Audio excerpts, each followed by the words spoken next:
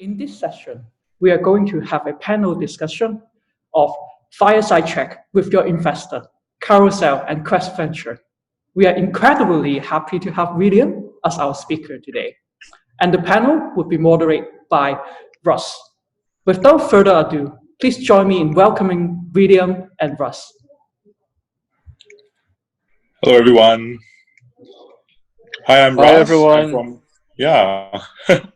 And that's William, right? And I'm from Quest Ventures. So we're based in Singapore, and Quest Ventures is a venture fund that looks into or invests into early stage digital tech startup, right? And we are happy and proud to say that Carousel was one of our very early where we came in and invested in Carousel maybe 8 years ago during its founding stage, right? And I'll get William to share a little bit more about himself, right? William, please. Thank you, Russ, and thank you, Joe.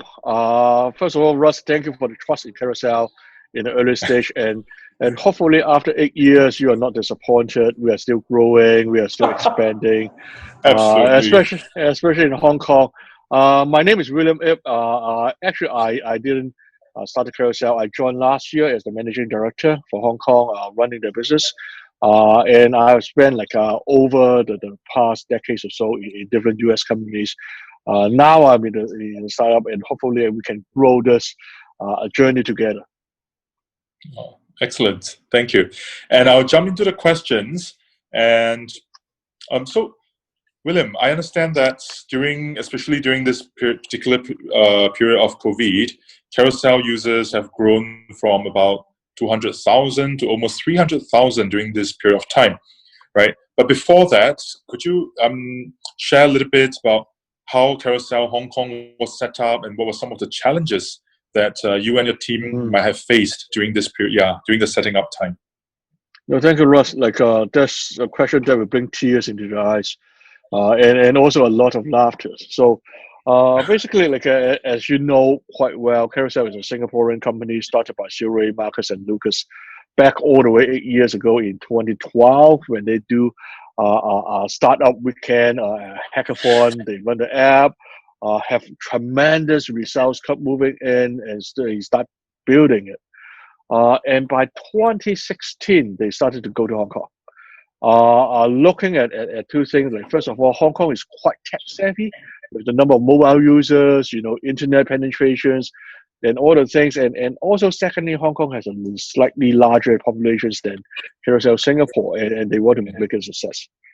And for the past 4 years, I'm also glad to say we did grow the business space, as Russ mentioned, from day one now to the five times fold, as a daily active of close to 300,000, a monthly active of 900,000.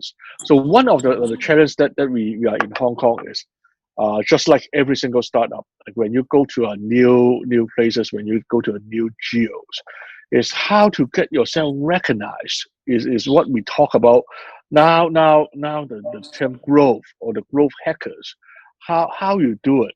But the good thing is, like, Hong Kong is a very international city, which we have a lot of people around the world coming in. If you look at the populations of Hong Kong, 7.4 million. Back in the old days before the COVID, we have 68 to 70 million tourists every single year, and we have a lot of expats from Singapore. So Carousel is not a strangers. But also at that time, the team did a very form of understanding of the market.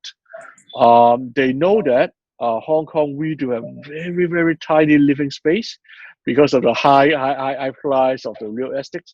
But also at the same time, Hong Kong people love to shop. Meaning what? Meaning that you have end up with a lot of unused things or old things in your house, making further drag down your living standards. So the first target segment for Carousel when they grow Hong Kong, when they start Hong Kong, is looking at women fashions. From a survey that we have, Hong Kong ladies love to shop quite a bit. And so we want to introduce a platform for them so that they can meet with other buyers and get rid of some of their used or even unworn new clothes And that's how we started. And at that time, like we have a lot of except like station in Mong Kok to give out water bottles. I'm not sure any of the audience did get one of our early water bottles, and that's how we get started. But along the way, like we started to grow in different areas, in different categories, from fashions to electronics, from health and beauty, and now this year we are moving into Carousel properties in Hong Kong. We just started forming it last month, and at a very early stage, we have like, some of the well-known property giants to work with us: Midland Properties, Hong Kong Properties, Sakura Global. So what we are looking at is like not just looking at Hong Kong itself, but also looking at other countries that the Carousel Group in, the 8 countries the Carousel Group in, how we can utilize the networks to further grow the whole things. But yes, the first time is tough, bringing a name to the household, getting people to know you, a lot of investment. So it's the growth stage. Bring out tears, bring out a lot of laughter, and hopefully now, like we are moving more into the revenue growth stage, bringing in more revenues, getting into more profitability, and that's where we are right now. Excellent. Wow. I mean, the diversification into properties, and I think in Singapore they may have a Carousel car as well, right? I think there's a particular area. So I think this is wonderful, right? And that's about diversification and tapping into the strengths. So coming back, I mean, this is a very unusual time. And if I were to use Mandarin, right, it's a 非常时期, right? I think the whole COVID situation has been something that is unprecedented. Nobody, I mean, whatever we have experienced previously in the past, there's no such scale and impact, right?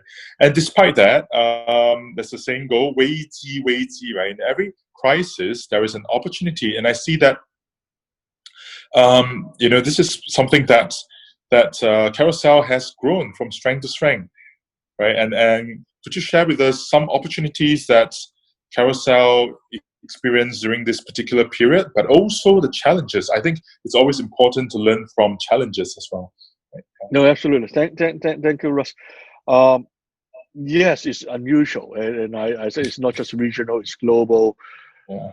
Even for a mature guy like me that went past SARS back in 2003, that's something that's very, very new normal. We were joking before the start of this that since university, I have never been missing the airport so much that I haven't been to the airport like so long.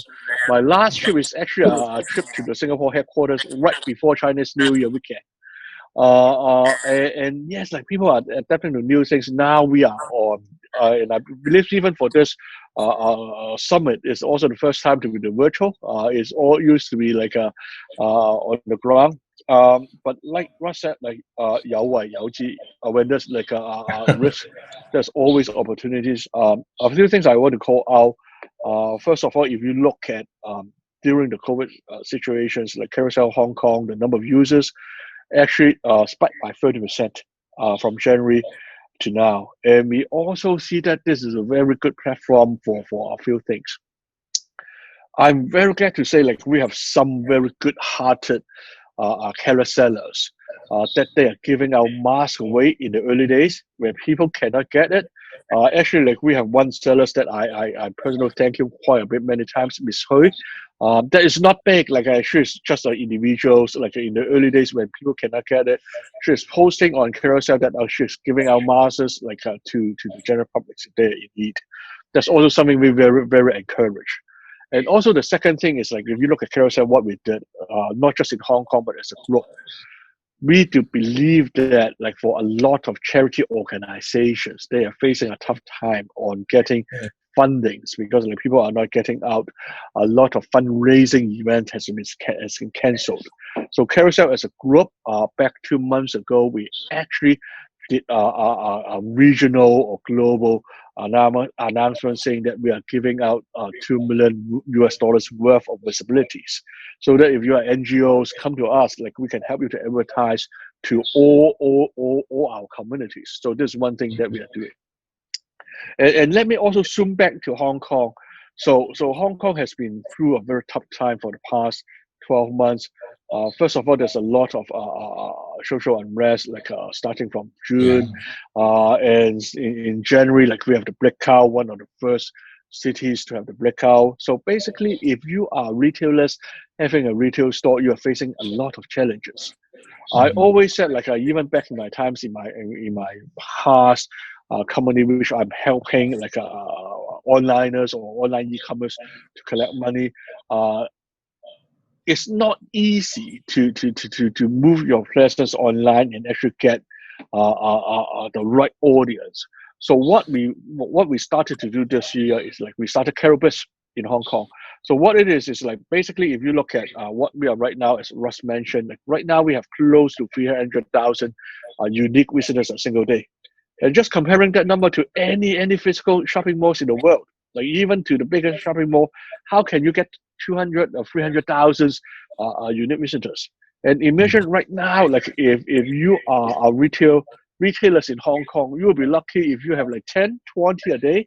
So how can you keep the high rent? As I mentioned, like Hong Kong is one of the highest rent in the world. So what we want to do is like try to help two things, try to assist the retailers if they are not online yet, how they can go online in a very affordable package, and so that they can keep their business running, to keep their business moving on. The secondly, even if you are online retailers, basically it's also not easy to get that kind of traffic with the Carousel brand name. How we can help the online retailers to move in, to get you're well known, to get you to more audience. Those are the things we are looking at. And also at times, we also understand that people don't want too much physical interactions. So we are also introduce various logistic partners to our platforms, so that like actually, okay, the buyer and sellers, sometimes, okay, you might not need to meet face to face. You can also through the logistics partner to do the transactions. And I do believe like moving forward, even after the COVID, as we all say, is a new normal. A lot of travel is going to different. A lot of the way of people of doing business is going to be very different. And moving online, or how to get the right exposure online, is actually one very important thing for us to think about. Wow. I think this is all very good advice, right?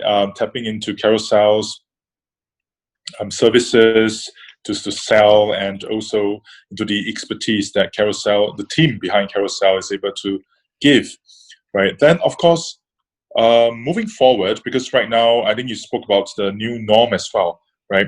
Then, of course, what it would be, what do you think will be Carousel Hong Kong's new direction post-COVID, right? So, of course, we hope that by the end of this year, or even if there's a vaccine or actually stabilizing, right, then potentially what could be Carousel's direction post-COVID, right?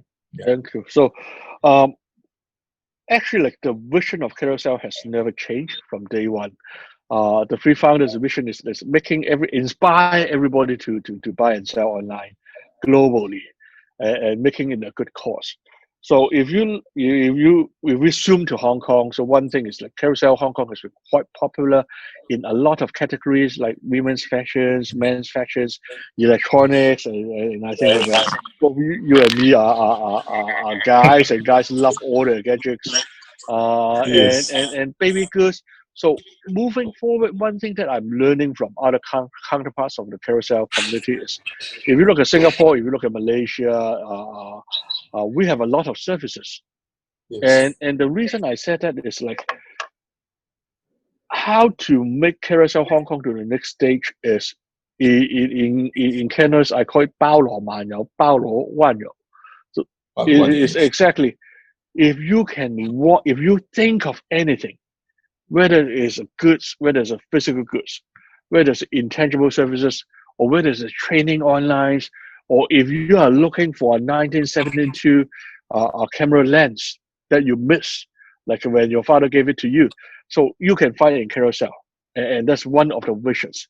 And how we going to do it is exactly follow the original visions of the founders, inspire everybody to do it online, the buy and sell, continue to make Carousel Hong Kong the platform of choice as a classified, whether it's new, whether it's pre-owned, or whether it's brand new, or whether it's a kind of services that we are providing a platform to connecting the provider or the sellers with the receiver, the buyer together, so that they can join forces and continue to grow this community. So I think that's the thing that we are going to do moving on, whether it's still under COVID or the post-COVID. And I'm quite sure, if you look at the global economy, very sad to say, a lot of the industry is going to be very, very different. But I also believe, every individual, as of ourselves, we have our strength. Then how you translate your strength into something that you can feel free to provide to both your own family and also to the community, and translate that to maybe a monetized value so that you can continue to feed your family, you can continue to grow. So hopefully Carousel can be one place which we can grow, not just properties, as Russ mentioned, Octos in Singapore, we are looking at jobs and services and all different kinds of things. Some of the Carousel fans in Hong Kong, sometimes they WhatsApp me, they link me, okay. What about other things like groceries or even domestic helpers or when baby was born, how to find the right nanny. So those are things I think there's so much possibilities. But as the community grows, we'll continue to listen to our members. So let me also give Russ asked about challenges. I haven't gone through that, but when I read the stories, when I talked to Siri, our founder and CEO, or co-founder and CEO, he said actually one of the major challenge when they first formed Carousel, that is even before Quest Invest in day one, is how to grow the user base. Yes. They are having only seven, not 7K or 7,000, but 7 users growth on a daily basis. So what they do is they actually reach out to the users, they listen to them very carefully and understand what they want, understand how they want the app, how they want the marketplace, how they want the classifieds to be, and continue to improve it. So one thing Siri always said is we are 1% done. I sometimes said it sounds a little bit too humble or not true, but actually you think about it, we are living in a world that is growing so fast. It is even sometimes exaggerating saying that we know 1% of the stuff. I'm quite sure that we know less than that. And if Carousel wants to exist, want to grow, we should continue to have that a startup mindset, listening to our customers, listening to the buyers to ensure that we stay on top of their needs. So being the customer champions is how we survive, not just for Carousel, but I believe for any single companies in the world. Be the customer champions and understand what they want, continue to listen to them on a daily basis, and improve our apps so that we can be their first choice. And also one of the things that I always want is putting Carousel onto the front page of your app. So if that is the day, I think we will be getting a little bit closer to success. And so that Russ, you can get back all the investment, moving into the next level and so. Thank you. We look forward to that. I think that this is amazing, which is excellent advice, right? Listening to what the customers want. It also reminds me a lot of the 前辈, the people who have taken the path before us. It brings to mind this particular case about the Qingdao beer, right? Just very quickly, and not to encourage people to drink, but yeah. But what I remember reading about a case from Harvard Business Review was that at one point in time, the Qingdao beer was terrible, and the sales were really bad. And what the GM did was he asked everyone to just go and listen to what the customers wanted. What was the feedback about the Qingdao beer? It was too terrible. The taste, what was wrong with it, right? And then he acted upon it. And the next thing we know, now Qingdao is a world famous brand. So likewise, I think Carousel's strategy was excellent. It is great, right? And then to understand on the ground what are some of the key things that people will need, right? So I would take that as one piece of advice that probably you will give to aspiring founders, right, like Zure, and even managers, executives like yourself. So would you be able to share at least one more piece of advice for many of our aspiring founders that are tuning into this particular conversation? Wow. Okay. So, speaking from my own point of view, I think one thing that, as I mentioned, I spent decades working in worldwide corporates. That's right.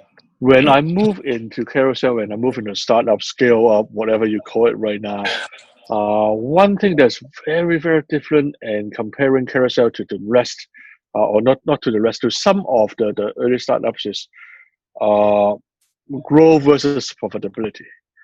I always say it, growth is something that you want to invest in, but we invest to which point that you introduce revenue or profitable transactions is one thing. One thing I keep always saying is like spend it like your own money. If you look at what Carousel does, is actually almost the company motto. Very very frugal in how we spend money. So as an investor, you don't have to worry about that. Like we have first like we are very very cautious on that. Like and we are always looking at like what is the right thing to do. Spend it at the right time, but also at the same time, like what is going to bring it back.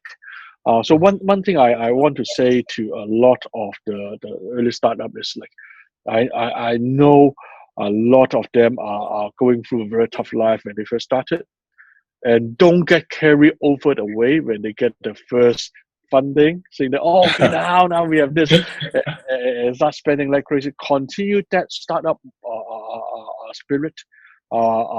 Continue to be frugal until to a point that okay, we are looking at the profitability, we are going to the transactions for revenue growth, and then we are slowly build up that thing. I think that's very important, which I see. Not to put names into that. Like if you look at 2019, if you look at the situation right now, you can see a lot of the startups going through a very tough time, even though they may have a lot of very good fundings, serious fundings along the years. One of the reasons is like they might be expanding a little bit too fast. They might be spending a little bit too much. Try to look at the bad times and how to save up for that, and also thinking about the balance between the growth and the profitability, how to ensure that you turn it into a profitable business, so that we are always provide a very good exit for the investor, especially those that put a trust in the company in day one. Excellent. I think this is excellent advice, right? That's growth versus profitability, right? And of course, to be frugal, I would use the word frugal or thrifty, because I personally have seen, like that you mentioned, startups that had some investments, maybe seven figure, like in the tunes of millions, and which is actually not a lot if you look at the startup scene. And straight away they rented a fancy office in town that's paying. They have to pay an arm and a leg, which I don't agree. That's why a lean startup, right? So at Quest, we always encourage our founders to go lean. In fact, that's one of the key qualities that we look at in the team, right? Of course, the execution as well. Then coming back to you, Willem, if you have, let's say, $10 million to invest in one startup, okay, or a few startups, what are some of the particular, what is the quality of the team that you look at? And number one. Number two, what is the field? What will you invest in? What kind of industry will you invest in? So just two questions. Wow, that's a very very interesting. Like if I have 10 million, probably I'll reserve. But I'm just kidding. Of course, we should continue to invest. So one thing I want to say is like the first question I'll ask, like what problems they're going to solve. That's a very fundamental. So any startup or any companies or any even product, if you look at a single products, we have to ask them very fundamental questions like what problems they're going to solve. If the problem is big enough, Is it scalable? Is it going to solve for Hong Kong alone, or is it going to solve for Asia, Southeast Asia, or is it going to solve a problem for the whole world? I think like if I'm an investor, that's the first things I want to solve. If you look at Carousel, the problem we're going to solve is like how to inspire to let people to buy and sell very easily around the world. So that is still a problem, and that's why we are solving it. That's number one thing. The second thing is like if I look at the founders team or the initial team, is the formations. So I'm coming from a sales background or sales management background, but of course, like, you need to have the visionary. You need to have the product, and you need to have the right channels. So we might not be able to looking at sales in day one, as I say. Startup usually go through two phases: the growth and the revenue growth. So the vision is very important. The problems going to solve is very important. How scalable it is, and also do the founders or do the initial team has a common goal? Is the objectives the same? Are they working as a team? So from my perspective, like working as a team is even more important than the talent or the capability of one single individuals. If you have like two like let me put it like one movie or one series of movie. Like, let's look at Marvel.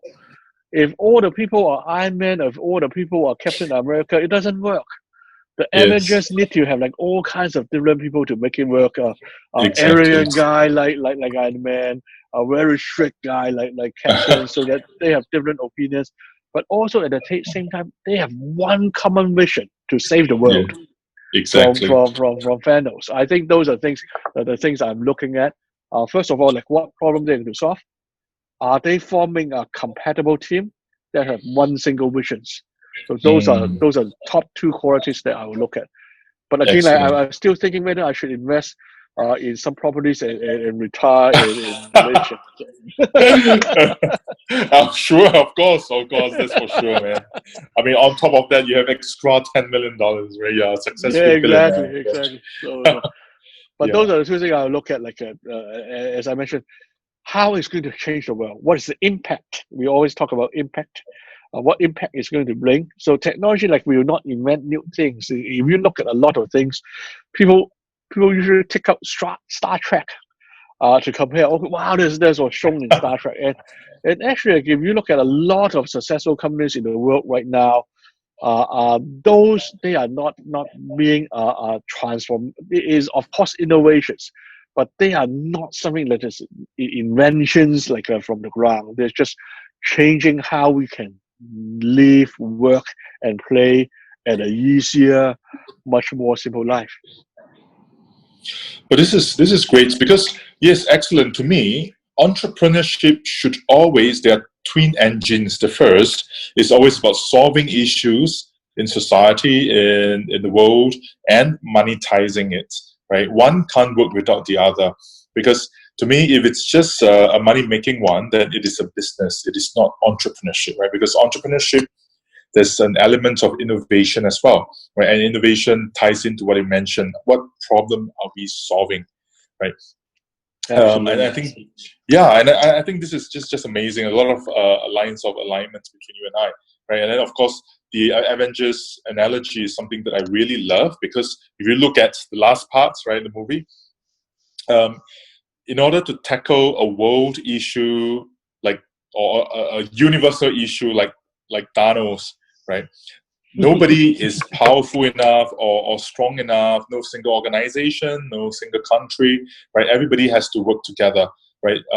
From Captain America to somebody who's almost divine like Thor, to somebody who's so strong like Hawk. Unlimited resources like Iron Man. Despite everyone's individual stories, they have to band together to tackle these issues. So this is something that I believe a lot in as well. So moving forward, I think increasingly the world is focusing a lot on the UN SDG, United Nations Sustainable Development Goals, right? And I think Carousel's vision probably has, I would think, fulfilled many of the UN SDG already, right? For one, for example, earlier when you mentioned about, I mean, to me, Carousel is also about recycling and upcycling, right? Instead of just buying things, instead of just using resources, why not whatever that we are not in use now, is there somebody else who need it, right? And then we repurpose it for that particular angle, right? So I'd like to hear your thoughts about that, right? About this part where Carousel is really fulfilling the United Nations SDG in terms of sustainability. Yes, yes. So one thing I think is absolutely correct. So if you look at Carousel, what we are doing is we not just encourage people to buy and sell, or inspire people to buy and sell online. We also inspire or encourage people to get things that they do not need anymore and rather give it away or share with other people. So I think that's a very important thing, like for the sustainability. One thing I think Russ and I discussed earlier is the world's resources is getting more and more scarce. It's going to be it's going to be very limited. Like, so imagine like as I mentioned, like as a man, how many clothes do you need? So in my old days, I need a tie. I don't need a tie anymore. So shall I still keep my tie? Shall I give them away to people that need it? The suit, like all those things, like that is like sitting there. What I call it, the dust collectors. So they just collect dust. Yes. And especially like if you look at me, a father of two young kids, like 2 and 4, and a lot of baby stuff that I don't need anymore. And in Hong Kong, it's almost impossible for me to get a third one. So let's forget that. So those are the things that, okay, that we can share. We can continue to use them. So it's two things, like we are giving our love away. Exactly. We are clearing more space for us to enjoy our lives at home, but we are also at the same time helping people to uplift the lifestyle, so that they don't want to spend on it. It can keep on generations and generations. So I think like what Carousel does is, like, although we talk about a lot of monetizations, but the C2C part, we are also very, very serious on that. We want to continue to ensure that we build a community for people to give things and also get rid of things they don't want, but at the same time get it to the next level so that they can continue the life of those items. So I think like hopefully that's like one of the most important thing we are going to do to ensure that sustainability.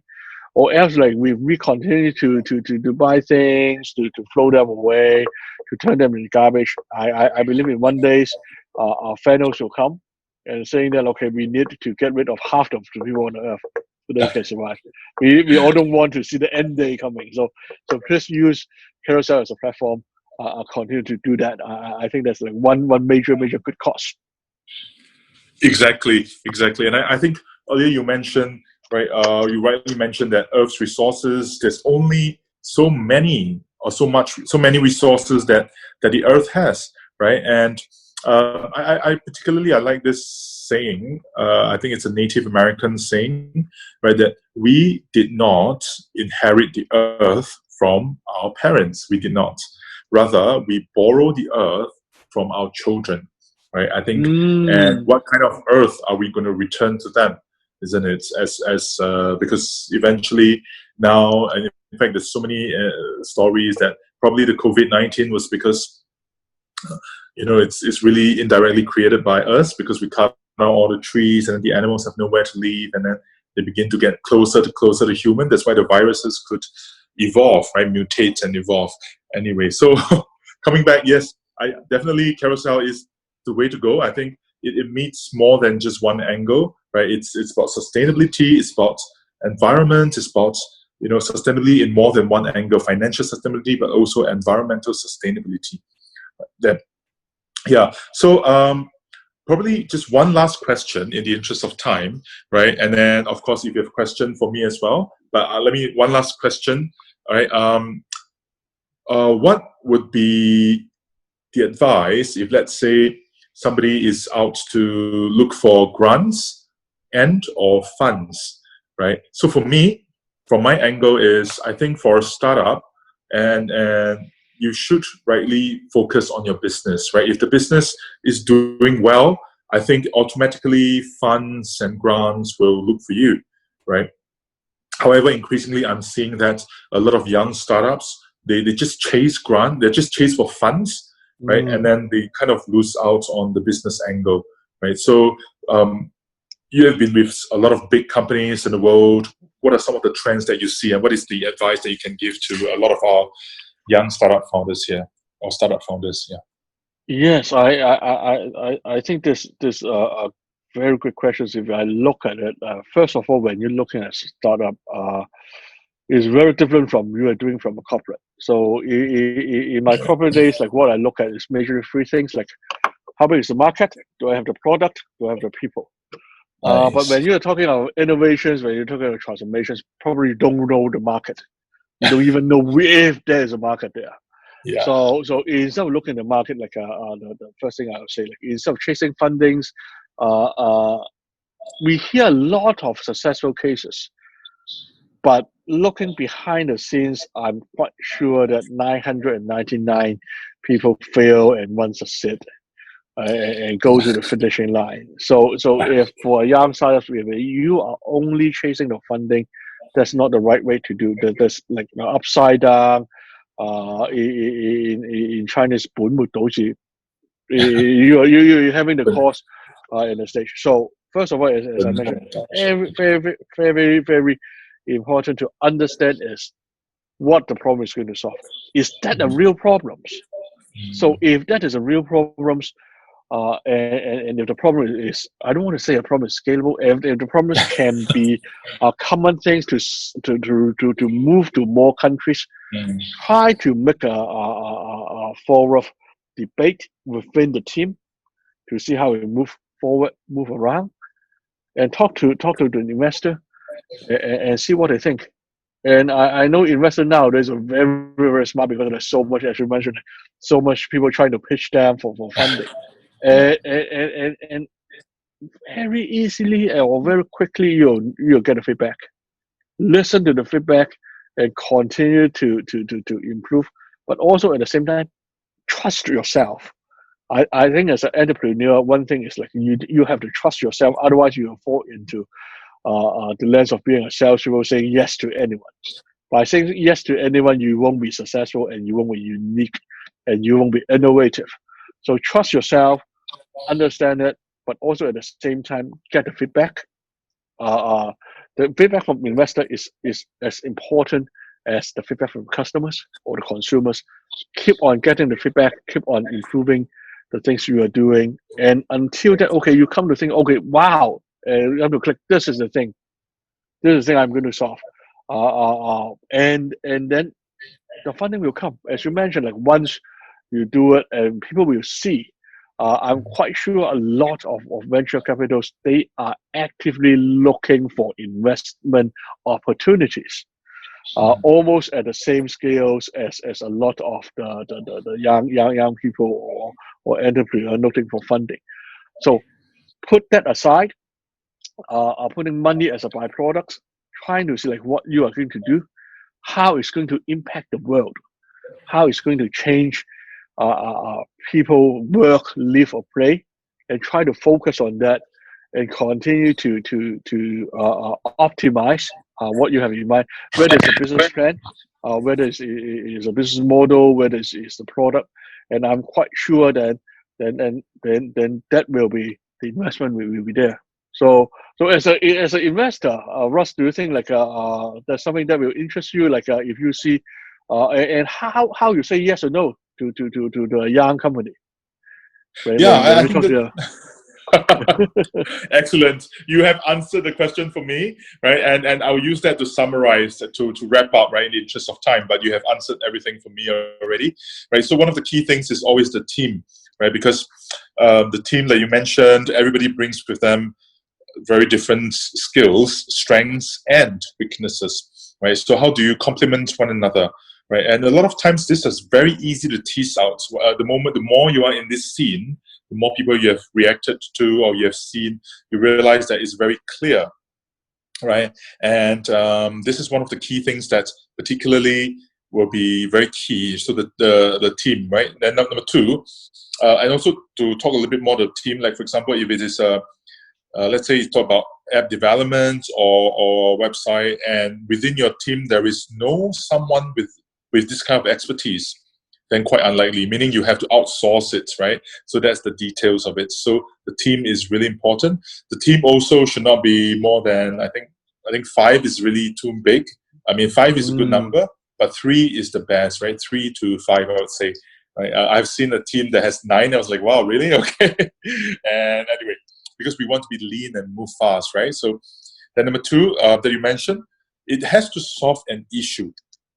Right, it is about solving problems in society, in the world, right, and then about scalability, right. So of course we don't want the problem to be too big. Nonetheless, it is about that, isn't it? And some of the key things that are happening right now, I think it's because of that, like telemedicine, which I think is, or even using digital to teach about, like Khan Academy, or right, where we do teach online, using online to teach lessons. So these are some of the key things that I feel are the key trends that are coming. And if we were to zoom out a little bit more, I think previously a lot of us were talking about blockchain and how, but I think maybe that's about 2 years ago. So now maybe potentially it's looking into something else. But then of course post-COVID, I think people are still treading a little bit carefully. So nonetheless, like what William mentioned, one of the key things is always drive, get the scalability, get the traction, understand what the customers want, and then fulfill the needs, right? Then you find that things will roll very quickly and will roll like naturally. It's not about just spending on advertising dollars to get the people, right? So I will end the conversation here, William. Maybe you'd like to share how, if let's say people are interested to get in touch, to seek advice, how they can reach out to you. Thank you, Russ. So for me, I think it's very easily find. My last name is IP instead of YIP. You can always search me on LinkedIn. Okay. No. You know your drills. So try to search me in LinkedIn, William Ip Carousel. Link up with me, shoot me a question, shoot me a DM. I'm always there. I want to meet more new people. Thank you. Thanks so much. And likewise for me, please look for me, Russ New, on LinkedIn, Facebook, right? Even WeChat. That is some of the key things that I have. And I look forward to having further conversations, and all the best. Take care and keep well during this COVID. Right.